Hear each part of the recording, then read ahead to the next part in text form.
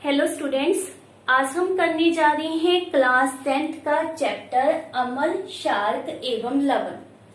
तो इस चैप्टर में जैसे कि आप पिछली वीडियोस में पढ़ चुके हो कि अमल क्या होता है एवं शार्क क्या होता है, तो सबसे पहले हम उसी को अपने माइंड में लेकर आते हैं। अमल वे पदार्थ होते हैं जो जलीय विलयन में H पॉजिटिव आयन को प्रोड्यूस करते हैं।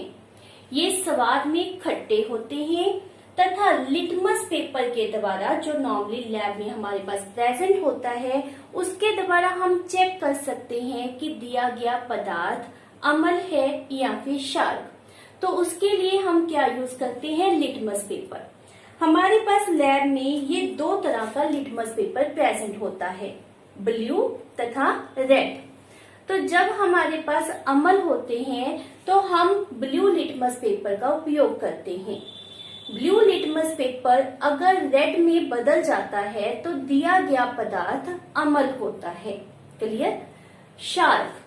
तो शार्क में हमारे पास क्या बताया गया था कि ये स्वाद में कड़वे होते हैं और ये रेड लिटमस पेपर को ब्लू में कन्वर्ट करते हैं। इस तरह का रेड लिटमस पेपर यूज किया जाता है। यदि शार्क में या किसी भी पदार्थ में डालने पर इसका कलर ब्लू हो जाता है तो इट मीन्स यह हमारे पास दिया गया पदार्थ क्या होगा? शार्क। तो लिटमस पेपर के द्वारा हम अमल व शार्क के बारे में पता कर सकते थे। एज वेल एज शार्क वे पदार्थ होते हैं जो जलीय विलयन में OH नेगेटिव आयन को प्रोड्यूस करते हैं। तो ये था अमल व शार्क क्या होते हैं और लैब में हम किस तरह से पता कर सकते हैं कि दिया गया पदार्थ अमल है या फिर शार्क। तो उसके लिए सिंपल सा मेथड मैंने आपको क्या बताया? Litmus paper. परंतु लिटमस पेपर के द्वारा यह नहीं पता किया जा सकता कि दिया गया जो एसिड अमल है वह स्ट्रॉन्ग है या फिर वीक, मीन्स प्रबल है या फिर दुर्बल।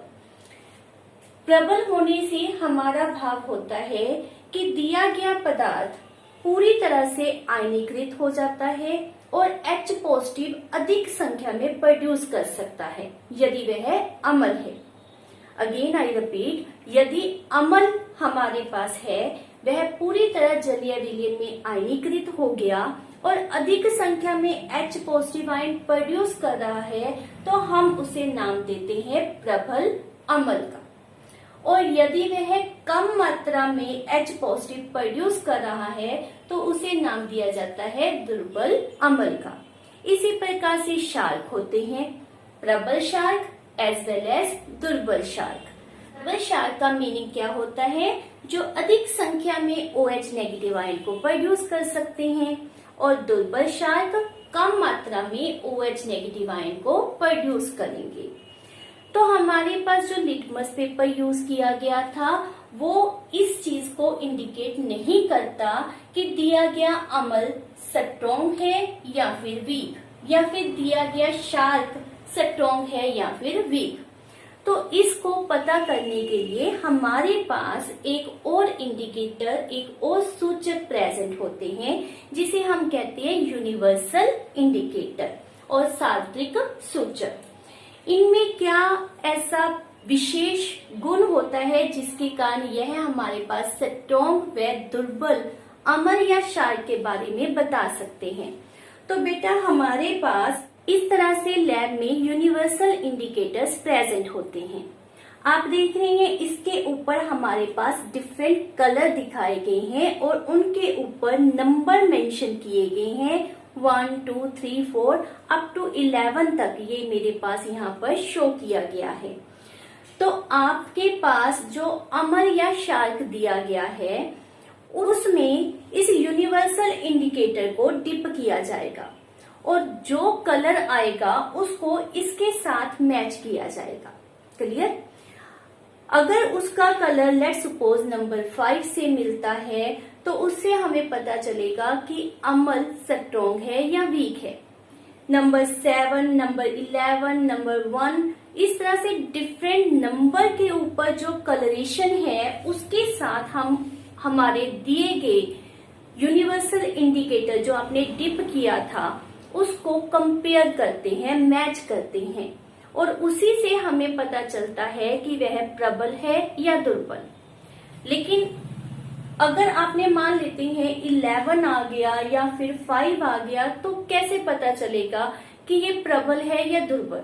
उसके लिए हमारे पास पीएच स्केल डेवलप किया गया है। बहुत ही इंटरेस्टिंग टर्म है, दैट इज पीएच स्केल।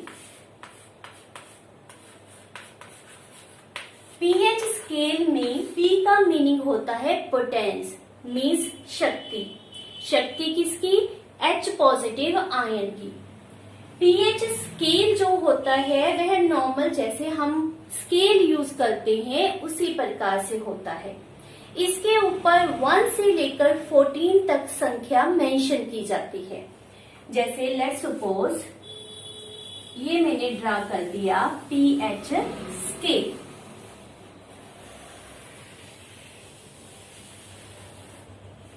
तो यह हमारे पास है पीएच स्केल। पीएच स्केल के ऊपर 0 से लेकर 14 तक संख्या मेंशन की जाती है, और यहाँ सेंटर में हमारे पास क्या होगा? 7। अब आपने क्या माइंड में रखना है कि जितना हमारे पास पीएच का नंबर कम होता जाएगा उसका मतलब वह उतना ही स्ट्रॉन्ग एसिड बनता जाएगा।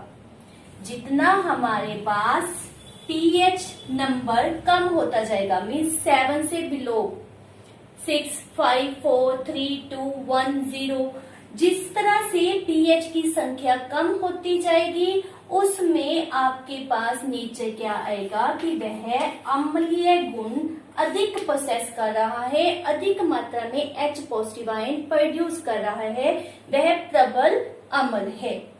जैसे जैसे यहाँ पर 7 से बिलो लेकिन 0 से अबव नंबर आते जाएंगे तो आपके पास प्रबल अम्ल की कंपैरेटिव कौन सा अम्ल आना शुरू हो जाएगा? दुर्बल अम्ल। मीन्स अगर आपके पास पीएच नंबर 1 आता है तो इसका मतलब वह प्रबल अम्ल है, और अगर आपके पास 6 लाई करता है, 6.4 आ रहा है तो वह हमारे पास दुर्बल अम्ल होगा। उसी प्रकार से 7 से अब जाते जाएंगे जब हम, मतलब 8, 9, 10 अप टू 14 तक जैसे जैसे हम जाते हैं तो हमारे पास क्षारीय गुण बढ़ता जाता है। दैट मीन्स 13, 14 ये हमारे पास प्रबल क्षारीय गुण को रिप्रेजेंट करने वाले होते हैं, जबकि आपके पास अगर 7.6 है, 8 है, 9 है तो उसका मतलब वह दुर्बल क्षारक है। तो इस तरह से हमारे पास 7 से बिलो अधिक अम्लीय नेचर होगा और 7 से अबव अधिक क्षारीय नेचर होगा। तो ये 7 क्या है? 7 मीन्स उदासीन। यहाँ पर ना तो आपको अम्लीय नेचर मिलेगा और ना ही क्षारीय नेचर मिलेगा। यहाँ पर हमारे पास उदासीन पदार्थ प्रेजेंट होंगे जो ना तो अम्लीय होते हैं और ना ही क्षारीय होते हैं। तो हमने क्या मेंशन किया है कि जो हमारे पास 7 से नीचे लाई करते हैं, मीन्स जिनमें पीएच की वैल्यू 7 से कम होती है उनमें अम्ल नेचर होता है, और जिनमें हमारे पास 7 से अबव वैल्यू लाई करती है उनमें क्षार का नेचर होता है। जितना पीएच कम उतना हमारे पास अम्लीय गुण ज्यादा, जितना पीएच ज्यादा अधिक उतना आपके पास क्षारीय गुण अधिक होगा। अब हमारे पास प्रश्न उठता है कि कौन से प्रबल अम्ल होते हैं और कौन से दुर्बल। सोचिए, प्रबल अम्ल किसको कहा जाएगा? यस, प्रबल अम्ल वे अम्ल होते हैं जो हमारे पास पूरी तरह से आयनीकृत हो जाते हैं और अधिक संख्या में H पॉजिटिव आयन को प्रोड्यूस करते हैं, जिनका pH 0, 1, 2 अप्रोक्सीमेट इस लिमिट में लाई करता होगा, उसको हम नाम क्या देंगे? प्रबल अम्ल। अब बताइए कौन से ऐसे आपके आसपास या आपने लैब में देखे हैं अम्ल होते हैं जो प्रबल होते हैं? नॉर्मली HCl हाइड्रोक्लोरिक अम्ल, ये आपने सुना है। दूसरा है हमारे पास H2SO4 सल्फ्यूरिक अम्ल। ये ऐसे अम्ल है जो बहुत ही स्ट्रॉन्ग होते हैं, जो अधिक संख्या में H पॉजिटिव आयन को प्रोड्यूस करते हैं। यदि हम बात करते हैं दुर्बल अम्ल की, तो उसके हमारे पास एग्जाम्पल्स वो हैं जो हम यू कैन से ईटेबल हैं। आप फूड के रूप में यूज करते हो तो आपकी बॉडी के ऊपर उनका कोई साइड इफेक्ट नहीं होता। जैसे कि नींबू, संतरा, इनको यूज किया जाता है तो इनमें क्या प्रेजेंट होता है, सिट्रिक अम्ल, जो कि दुर्बल अम्ल है। इसी प्रकार से हमारे पास विनेगर, जिसको सिरका कहते हैं, उसमें एसिडिक अम्ल प्रेजेंट होता है।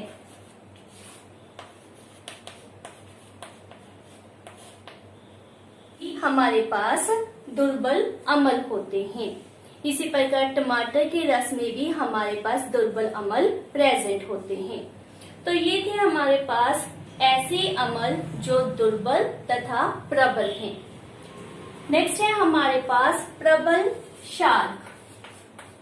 प्रबल क्षारक क्या मीनिंग आएगा, कि पदार्थों को आप प्रबल क्षारक का नाम दोगे तो क्या आंसर आएगा, वे क्षारक जो अधिक संख्या में OH नेगेटिव आयन को प्रोड्यूस कर सकते हैं, जो पूरी तरह आयनीकृत होते हैं। देखो बेटा, कोई भी पदार्थ है वो पहले आयनीकृत होगा।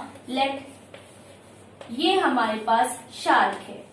यदि इसमें यह बंधन पूरी तरह से टूट जाएगा तो अधिक संख्या में OH नेगेटिव आयन को प्रोड्यूस कर सकेगा। तो प्रबल क्षारक वो पदार्थ होते हैं, वो क्षारक होते हैं जो पूरी तरह से आयनीकृत हो जाएं, अधिक संख्या में OH नेगेटिव आयन को प्रोड्यूस करें और जिनका pH, जो अभी हमने pH स्केल में देखा, जिनका pH 12, 13, 14 मीन्स हाई रेंज में हो। तो उसकी हमारे पास एग्जाम्पल क्या है, NaOH, जिसे हम नाम देते हैं सोडियम हाइड्रोक्साइड का। इसी प्रकार से KOH, पोटाशियम हाइड्रोक्साइड। तो ये हमारे पास क्या होते हैं, प्रबल क्षारक। नेक्स्ट है दुर्बल क्षारक। तो कौन से दुर्बल क्षारक हैं या दुर्बल क्षारक क्या है? अब अभी आपने दुर्बल अम्ल किया है तो इसकी डेफिनेशन, इसकी परिभाषा आप अच्छी तरह से मेंशन कर सकते हो। क्या होते हैं दुर्बल क्षारक? वे क्षारक जो पूरी तरह से आयनीकृत नहीं होते, जो कम संख्या में OH नेगेटिव आयन को प्रोड्यूस करते हैं, जिनका pH 7.23 मीन्स 7 से अबव 8, 9 अप्रोक्सीमेट यहाँ तक लाई करता है, उनको हम क्या कहते हैं, दुर्बल क्षारक। इसकी हमारे पास एग्जाम्पल्स कौन सी होती हैं? जैसे कि हमारे पास है CaOH ट्वाइस, कैल्शियम हाइड्रोक्साइड। इसी तरह MgOH ट्वाइस, मैग्नीशियम हाइड्रोक्साइड। तो यह हमारे पास क्या है, दुर्बल क्षारक। तो यह आपके पास बहुत ही इंपॉर्टेंट क्वेश्चन है कि प्रबल अम्ल क्या होते हैं, उनकी एग्जाम्पल्स दो। उसी प्रकार से दुर्बल अम्ल क्या होता है, उसकी एग्जाम्पल्स दी जाए।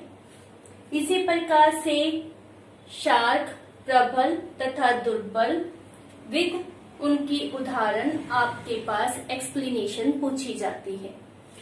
अब मैं आपके पास कुछ पदार्थ मेंशन कर रही हूँ। आपने मेंशन करना है कि दिया गया पदार्थ अम्ल है या फिर क्षारक, एज वेल एज उनके pH के स्केल को भी आपने याद करना है।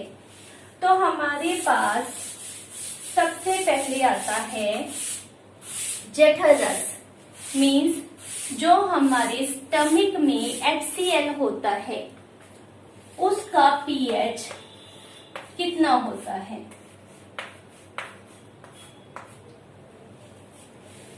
जठर रस याद रखिए अम्लीय होता है और उसका पीएच लगभग 1.2 होता है। नेक्स्ट है हमारे पास नींबू का रस, जो नॉर्मली हम यूज करते हैं। इसका पीएच लगभग 2.2 से लेकर 2.4 होता है। कॉफी, इसका पीएच कितना होता है, 4.5 से लेकर 5.5। तो ये हमारे पास क्या है, अम्ल। इसमें यह जो हमारे पास जठर रस में मेंशन किया गया है, यह क्या है, स्ट्रॉन्ग एसिड मीन्स प्रबल अम्ल। और ये वाले हमारे पास कौन से हैं, दुर्बल अम्ल। यदि हमारे पास 1 मोलर HCl दे दिया जाए तो उसके लिए हमारे पास पीएच स्केल कितना होता है, 0 मीन्स सबसे अधिक प्रबल अम्ल। नेक्स्ट है शुद्ध जल। तो शुद्ध जल जिसमें ना कोई अम्ल है ना कोई क्षारक है, उसका पीएच कितना होगा, 7। और यह हमारे पास किस तरह की प्रकृति को रिप्रेजेंट करता है, जैसे आपने अभी किया था, उदासीन। रक्त ब्लड, उसका पीएच 7.4 होता है, जो कि थोड़ा सा क्षारीय नेचर को रिप्रेजेंट करता है। मिल्क ऑफ मैग्नीशियम,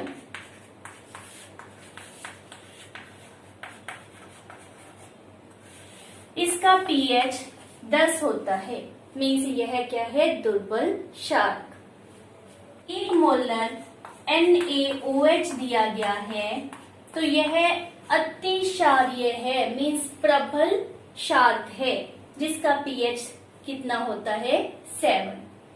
तो ये आपने स्केल जो मैंने अभी आपके सामने मेंशन किया है, इनको याद भी करना है और यह भी याद रखना है कि हमारे पास कौन से प्रबल अम्ल है, कौन से दुर्बल, कौन से प्रबल क्षारक है, एज वेल एज कौन से दुर्बल क्षारक होते हैं। और ये सभी पदार्थ आपकी डेली लाइफ में आप यूज करते हैं। नेक्स्ट हम कर रहे हैं कि हमारी डेली लाइफ में पीएच का क्या महत्व है, किस तरह से पीएच हमारी लाइफ को अफेक्ट करता है, उसके बारे में स्टडी करते हैं।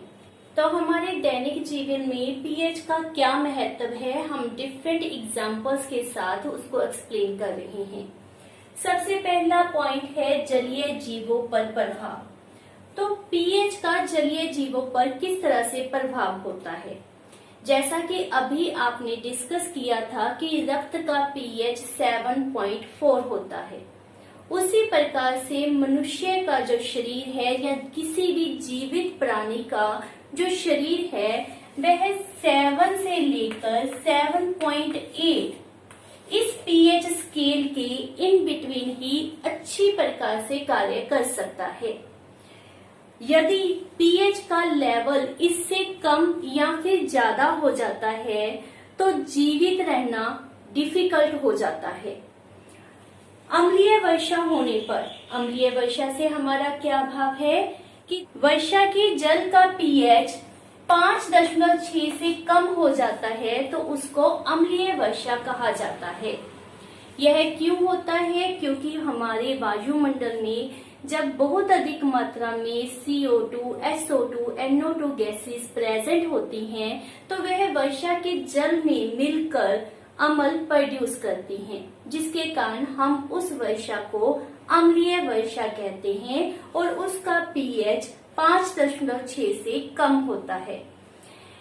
यह वर्षा का जल जब नदी या तालाबों के जल में मिक्स होता है तो ऑब्वियस है हमारे नदियों का, तालाबों का जो पीएच का लेवल है वह कम हो जाएगा, तो वहां पर रहने वाले जलीय जीवों को जीवित रहना डिफिकल्ट हो जाता है, टफ हो जाता है, वह मर सकते हैं। शुक्र ग्रह जिसे वीनस कहते हैं, वहां पर वायुमंडल में सफेद व पीले रंग के सल्फ्यूरिक अम्ल के बादल प्रेजेंट होते हैं। सल्फ्यूरिक अम्ल H2SO4। तो प्रश्न उठता है कि क्या वहां पर जीवन संभव है? क्या आंसर आएगा? यस, दैट इज नो, क्योंकि वहां पर वायुमंडल बहुत अधिक एसिडिक है, तो वहां पर जीवन संभव नहीं है, क्योंकि वहां का वायुमंडल अम्लीय होता है। नेक्स्ट हमारा पॉइंट है बगीचे की मिट्टी पर प्रभाव। तो बगीचे की मिट्टी में भी आपको पता है बहुत छोटे छोटे सूक्ष्म जीव बैक्टीरिया प्रेजेंट होते हैं। किसी भी पौधे की अच्छी उपज के लिए एक निश्चित पीएच की आवश्यकता होती है। यदि पीएच उससे कम हुआ या फिर अधिक हुआ तो वह पौधा उस मिट्टी में अच्छी तरह से ग्रो नहीं करेगा, आपकी वहां पर उपज जो है वो कम होगी। एज वेल एज उस मिट्टी में जो छोटे छोटे पौधे पाए जाते हैं, जो सूक्ष्म जीव प्रेजेंट होते हैं, वो कौन से होंगे, उनकी संख्या अधिक होगी या फिर कम, वह भी पीएच के ऊपर निर्भर करता है। नेक्स्ट है पाचन तंत्र। पाचन तंत्र में पीएच की बहुत बड़ी भूमिका होती है। हमारे उदर में HCl प्रोड्यूस होता है। HCl हमारी स्टमक को या हमारे शरीर को नुकसान नहीं पहुंचाता, सिर्फ इसका काम क्या होता है, भोजन के पाचन में सहायता करना। इसके अलावा यह भोजन को नरम करता है, हानिकारक सूक्ष्म जीवों को यह नष्ट करने में हेल्प करता है। परंतु जब अपच की कंडीशन होती है तो स्टमक की दीवारों से बहुत अधिक मात्रा में HCl रिलीज होता है। अब जब अधिक मात्रा में HCl रिलीज होगा तो वह हमारे स्टमक को नुकसान पहुंचाएगा, जिसके कारण पेट में दर्द होता है, जलन महसूस होती है। तो ऐसी कंडीशन में हम नॉर्मली यूज करते हैं एंटासिड को।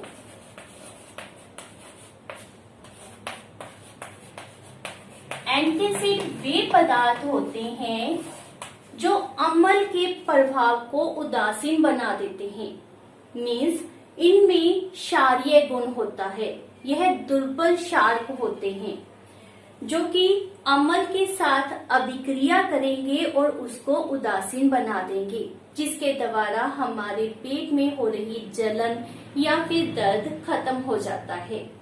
नॉर्मली जो घरों में यूज किया जाता है एंटासिड, वह होता है मैग्नीशियम हाइड्रोक्साइड से युक्त milk of magnesia, means magnesia का दूध, जो कि एक दुर्बल क्षारक है, जिसके द्वारा हम HCl जो उदर में अधिक मात्रा में रिलीज हुआ है उसको उदासीन बना सकते हैं। तो इस प्रकार हमारा जो पाचन तंत्र है वह भी पीएच के ऊपर डिपेंड करता है, पीएच के अकॉर्डिंगली वर्किंग करता है। नेक्स्ट है पीएच परिवर्तन के कारण दंत क्षय, मीन्स दांतों को पहुंचने वाला नुकसान। जो हमारे दांतों का एनेमल है वह कैल्शियम फॉस्फेट से बना होता है। यह बहुत ही कठोर होता है, वाटर में, पानी में यह बिल्कुल नहीं घुलता, लेकिन एसिडिक मीडियम में यह इजीली डिसॉल्व होना शुरू हो जाता है। मुंह के अंदर जो लार होती है उसका पीएच नॉर्मली 7.5 होता है, मतलब थोड़ा सा क्षारीय होता है।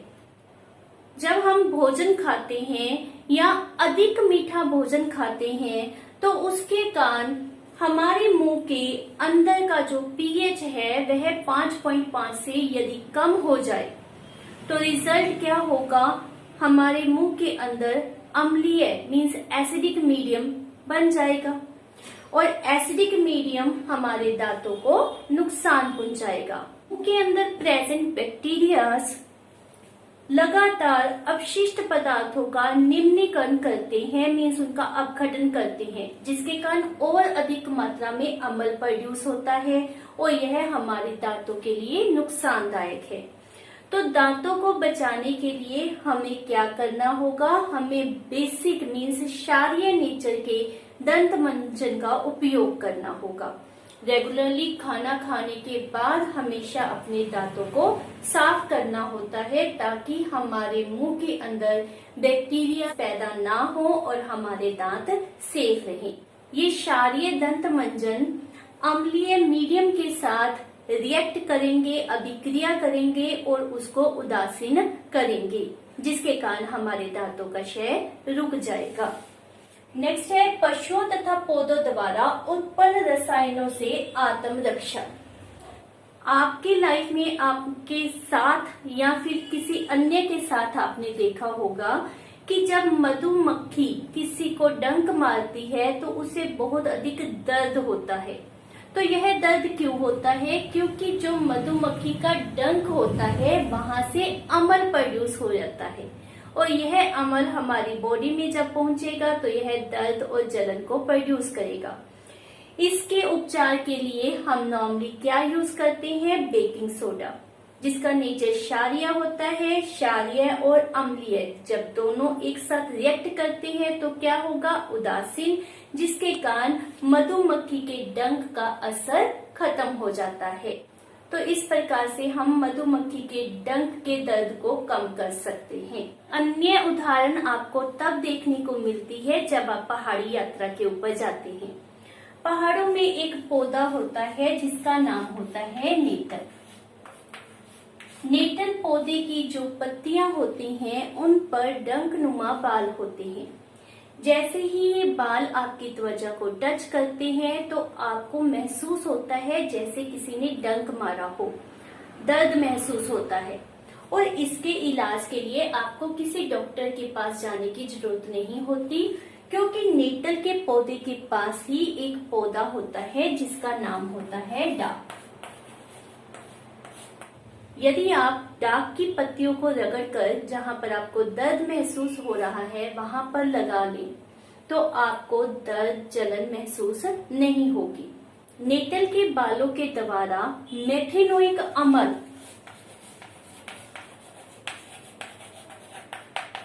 स्रावित होता है, जिसके कारण हमें दर्द महसूस होता है। तो अब आप बताएं कि डाक की पत्तियों में कौन सा पदार्थ होगा जिसके कारण दर्द खत्म हो गया? यह क्या होगा? क्षारीय। यह दुर्बल क्षारक होता है जो मेथेनोइक अम्ल के असर को खत्म कर देता है, उसे उदासीन बना देता है। तो ये था पीएच का हमारी डेली लाइफ में क्या इम्पोर्टेंस है। अब हम करने जा रहे हैं कुछ ऐसे पदार्थ जो कि अम्लीय नेचर के हैं और आपने बताना है कि इनमें कौन सा अम्ल प्रेजेंट होता है। तो ये है कुछ प्राकृतिक पदार्थ। अब आपने पहले से भी इस लेक्चर में पढ़ा है, सुना है कि ये सभी अम्लीय नेचर के होते हैं। तो वन बाय वन हम डिस्कस कर रहे हैं कि इनमें कौन सा अम्ल होता है। सिरका अचार बनाने में घरों में यूज होता है, विनेगर भी इसको कहा जाता है। और हमने डिस्कस किया था इसमें कौन सा अम्ल प्रेजेंट होता है। यस, इसका नाम क्या होता है? एसिडिक अम्ल।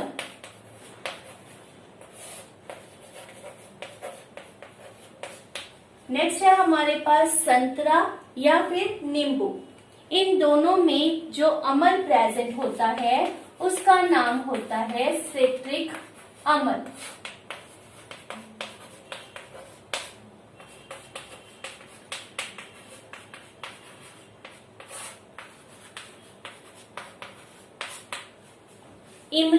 इमली में हमारे पास टार्ट्रिक अम्ल प्रेजेंट होता है।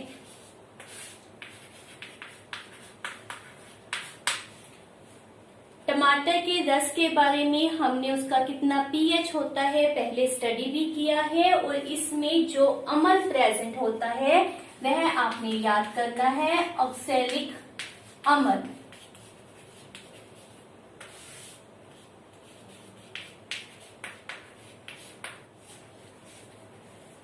दूध जब खट्टा हो जाता है तो उसमें भी अम्ल उत्पन्न हो जाते हैं और उस अम्ल का नाम क्या होता है? लैक्टिक अम्ल,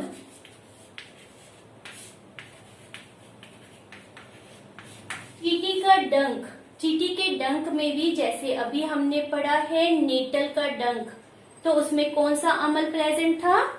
मेथेनोइक अम्ल।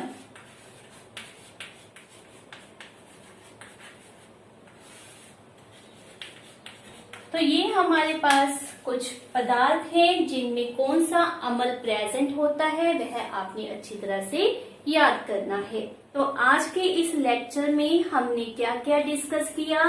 अम्ल तथा क्षारक प्रबल या दुर्बल किस तरह के नेचर के होते हैं, उनकी क्या क्या एग्जाम्पल्स हैं, पीएच स्केल किसे कहते हैं, पीएच का हमारी लाइफ में क्या महत्व है, उसके ऊपर बहुत से क्वेश्चंस हमारे पास हैं, जैसे मीठे पदार्थों के कारण दंतक्षय कैसे हो सकता है, नेटल के डंक का इलाज किस प्रकार से किया जा सकता है, एज वेल एज जलीय जीवों के ऊपर अम्लीय वर्षा का क्या प्रभाव पड़ता है। तो वहां पर बहुत से इंटरेस्टिंग क्वेश्चन आपने स्टडी किए।